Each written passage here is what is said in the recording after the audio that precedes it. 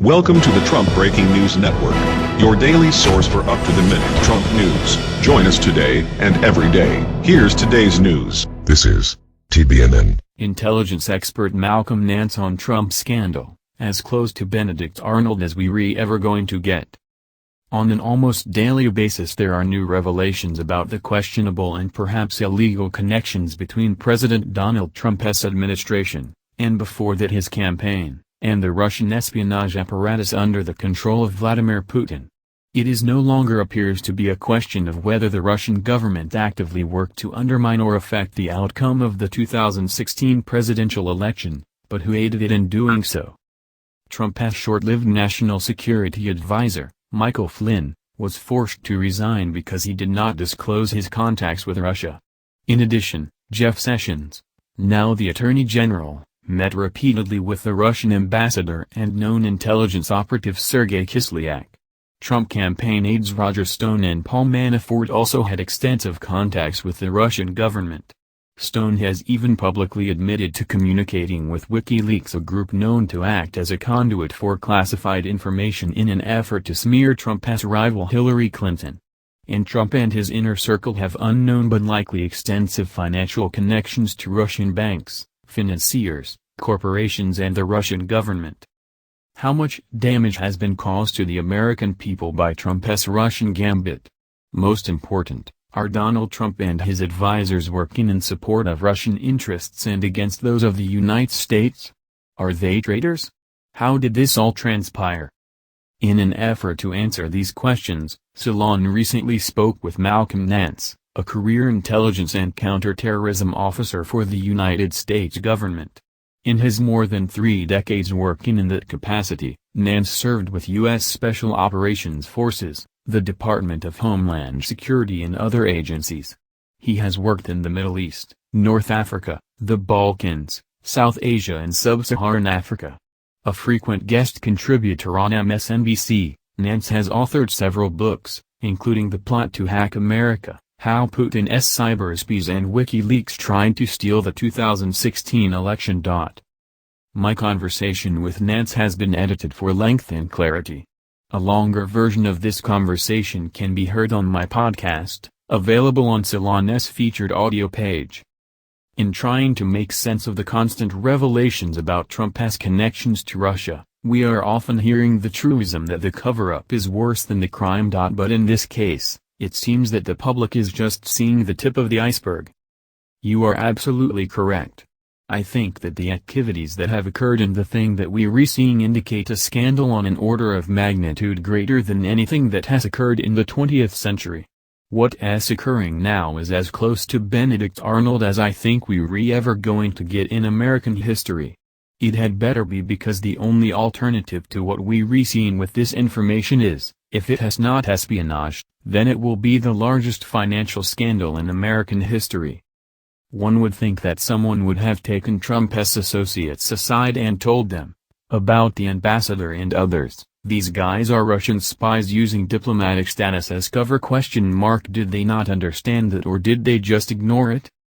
You would think that the former director of the Defense Intelligence Agency, Michael Flynn, who had his own coterie of spies, by the way, would know that. But what would override that? Only one of two things would override that. This incredible belief that you give me a boatload of money and I get a boatload of money. Then you get these incredible, unbelievable returns promised to you, and you bring in more people. That's what we're seeing here, in this whole crew. And I refer to them in my book as the Kremlin crew. In that they saw relationships with Russia and the extractive energy industries as an ATM that would make them madly wealthy beyond anything if they controlled the levers of government. The only other way to explain it is that they ideologically bought into the idea that Vladimir Putin is the greatest man on earth and that the Russian anti-democratic system and autocracy is their way of life. I can't believe that. I think they wanted to win at all costs, and at the end of win at all costs, whether that meant cooperating with Russia or working with them, there was the promise of outrageous quantities of money. Why was the mainstream American media so far behind on the story with Trump and Russia? Incompetence? Fear? Laziness? I think a combination of lazy and afraid. The Trump train was just so incredibly wild. For them, it was just a question of keeping up on a daily basis, writing these incredible stories. But putting that aside, the people who really understood the American media and really knew what to do and how to do it were Vladimir Putin and Russian intelligence. In fact, Vladimir Putin was the director of Russian intelligence and then became the president of the country from that position. Vladimir Putin understood, from the communist era when he was a KGB officer, that the Russian propaganda system of targeting Western media, that in the digital world you could easily pull the Western media around by a nose ring. He hacked the American mindset through its own news media. I would personally say, it was the most brilliant intelligence operation quite possibly in the history of mankind at this point, because he selected the president. Could this be worse than the case of Julius and Ethel Rosenberg perhaps in terms of intelligence coups? Granted, that gave Russia nuclear power and the hydrogen bomb. That was a pure old-school intelligence operation. But now, you could argue that Vladimir Putin has control of 4,000 atomic bombs, and they did it using Americans knowing how Americans thought, knowing how Donald Trump thought. As part of that, you also have the successful attempt to split the Bernie Bros from the Democratic Party, and also the Jill Steins of the world out there saying, there's no difference between Donald Trump and Hillary Clinton. Vote for Donald Trump so that he can destroy the country. That was the thing that got me about the Stein people. They wanted this anarchy and chaos that we are getting today. The Russians knew this. Vladimir Putin had Jill Stein at his table for the 10th anniversary of the RT network.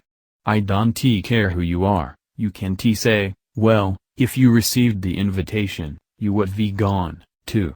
On his right arm, Vladimir Putin had the former director of Defense Intelligence, Michael Flynn. He had both sides of the election coin at his elbow, and he successfully used his agency and the American media to select the president. Russian intelligence attacked this nation with a cyber warfare bomb and got members of the American public to prefer a former director of the KGB over anyone in the Democratic Party. Do you think it is fair to say that Trump and his cadre are traitors and that they should be held accountable based on those criteria? If we use the rhetorical definition of treason, the common vernacular definition of treason, and it turns out that anyone at any time in this campaign was aware of Russia's operations, decided to use Russia's operations and coordinate with Russia's operations, that right there would be treason. That would be betraying the trust of your nation. This situation also reflects the way the Republican Party to this point has pursued party over country in blockading these investigations about Trump and Russia. Trump is their opportunity to remake the second part of the 20th century, and they're going to support him no matter what. Also, Trump has surrounded himself with white nationalists, white supremacists and neo-Nazi sympathizers. His cadre is part of a larger movement of extreme right-wing nationalism in Europe as well. Again, that is not being covered extensively. Vladimir Putin is creating an axis of authoritarian regimes that he will lead. Russia is a small country. It is really poor. It has nothing other than oil and weapon sales. They have taken the United States and they now have two pillars in which to hold up Western Christendom by authoritarianism. Now they're going for others. They're going to topple Germany. They're going to topple France. They're going to topple the Netherlands. They're going after Norway right now. If you view Trump as a Manchurian candidate in league with Russia, how does that complicate the battle against ISIS and international terrorism? Well, as far as Trump and Russia is concerned, it doesn't, because they view ISIS as the vanguard of Islam and as being a fundamentalist basis of the religion. The worst part of it all is that this comes from Osama bin Laden. He attacked us on September 11th in order to induce a clash of civilizations between the Christian West and Islam. In all of these insane right-wingers, none of them have any military experience, and the military people that they do have that are on board with their ideology are the ones who we consider insane. These are the Jack D. Rippers from DR. Strangelove, who want to start a global war and would use their authority at whatever level. This is dangerous. This administration has got me frightened on a strategic scale because we're all going to suffer from this. We have a saying in the military, the stupid shall be punished. This nation voted for stupid, and we are going to get punished because these people have no sense of decorum, no sense of decency, no sense of living up to any of the traditions enacted over 240 years of this great nation growing. They are the wrecking crew, and they don't work for this nation. I really think their ideology is based on an ideology they got from Putin's philosopher, Alexander Dugin, the man who believes that Western liberal democracy must be destroyed and a strong Manafortarianism must step into its place, and then you could reshape the world as you saw fit. That's Hitler and Stalin talk. What do you think comes next? Do you think this administration can survive this scandal? Is the partisanship so deep they're going to weather the storm? No. There is a very serious chance that this could split the country in a very negative way. That's what Barack Obama did not want to happen, which is why he didn't bring all of this out before the election. No drama Obama. He thought that the norms of the United States would be of help, and that the American public, with the information that they had in hand, without any thumbs on the scale, would make the right choice for president. He was horribly wrong. Actually, he wasn't wrong. He was only wrong by 70,000 people in 3 counties. I think this will end in impeachment. If it does not, the American system of government will split in 2. I mean, like the Democrats will just stonewall and say, this is treason. Then you're going to get the Republicans who will say, we're going to use every level of power to go after anyone that doesn't agree with us. But at the street level, you won't see the changes. You'll still have the right to speak out. There won't be any arrests like there were in Russia with Pussy Riot. But people who support Trump will do all of that.